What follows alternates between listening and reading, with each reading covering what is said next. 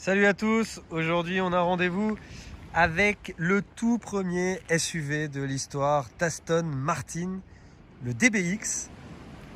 Un beau bébé de 5,04 m de long, 2 mètres de large et plus de 2 tonnes sur la balance.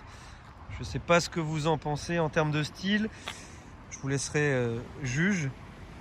Mais en tout cas on retrouve vraiment l'ADN d'Aston, avec la fameuse grande calandre chromée, ses phares allongés et puis à l'arrière ce petit béquet façon queue de paon inauguré sur la dernière Vantage. Voilà, on retrouve également un très joli profil avec une chute de pavillon prononcée. On voulait chez Aston rendre ce SUV le plus GT dans la ligne possible, évidemment pour rester en phase avec les autres productions de la marque. Les jantes, ils sont très très belles sur ce modèle. La possibilité de personnaliser quasiment à l'infini votre voiture, que ce soit en termes bien sûr de livret, de jantes et d'habitacle. On va jeter un petit coup d'œil à l'intérieur. Voilà, avec une présentation, on va dire, plutôt classique et habituelle. Évidemment, vous reconnaissez le système d'infodivertissement de chez Mercedes. L'allumage Aston, ça c'est classique. On met plus la clé parce que c'est un démarrage sans clé, mais on a le bouton de démarrage avec évidemment le parking, la marche arrière, le point mort et le démarrage.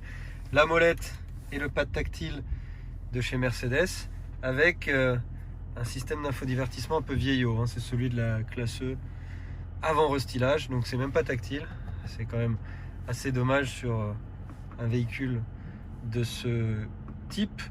Et puis beaucoup de boutons pour gérer les différents modes de conduite, baisser la hauteur de caisse, une suspension pneumatique, une aide à la descente, et vous voyez la caméra de recul, les radars, le start-stop, l'aide au maintien dans la voie, la climatisation. Bref, il y a beaucoup de choses. De même sur le volant. On a quand même une instrumentation entièrement numérique. C'est, on va dire, la seule touche moderne de cet habitacle. Après, pour le reste, c'est vraiment très bien fini. Vous voyez, du cuir étendu partout, des surpiqûres. Ici, sur cette version, on a du bois. Et évidemment, le logo Aston Martin qui fait toujours son petit effet sur les sièges aussi. Plusieurs modes de conduite, comme je vous le disais. Terrain plus, GT individual, Sport et Sport Plus qui désactive tout et qui permet d'obtenir le maximum du V8 4 litres 550 chevaux, un 0 à 100 en 4 secondes 5, une Vmax de 291 km/h. C'est franchement très sympa à conduire et encore une fois on retrouve la philosophie GT parce que c'est assez confortable et sportif à la fois. Si on devait le positionner, on le mettrait entre un Bentley Bentayga très confort et un Lamborghini Urus très sportif. Donc les deux se font, on va dire, trouver un juste milieu avec ce DBX. Je vais vous montrer aussi les places arrière parce que les futurs clients de ce véhicule rechercheront évidemment une garde aux genoux et à la tête intéressante. Regardez, là on a de la place. On peut évidemment régler la clim, il y a siège chauffant, ventilé, un grand toit pour avoir beaucoup de lumière à son bord.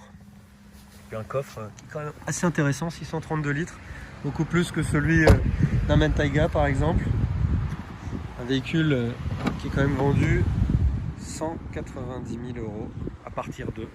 Pour le reste, si vous optez pour des options et une personnalisation, ça peut faire vite grimper la facture évidemment.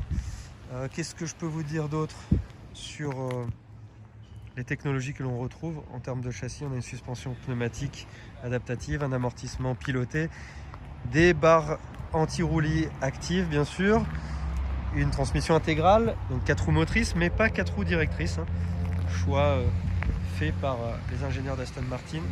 Un véhicule qui repose sur une nouvelle plateforme entièrement inédite en alu qui a été conçue exprès pour ce modèle, et une boîte automatique à 9 rapports. Voilà, je crois que je vous ai fait le tour de ce DBX.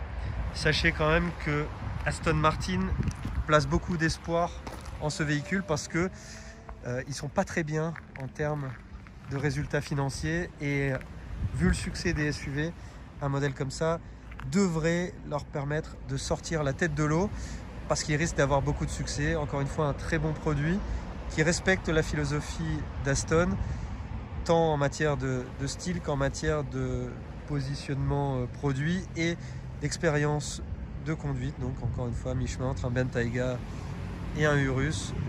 Pas trop sportif, mais assez confort. Bref, un SUV parfait pour se faire plaisir, mais pouvoir rouler tranquillement toute la semaine.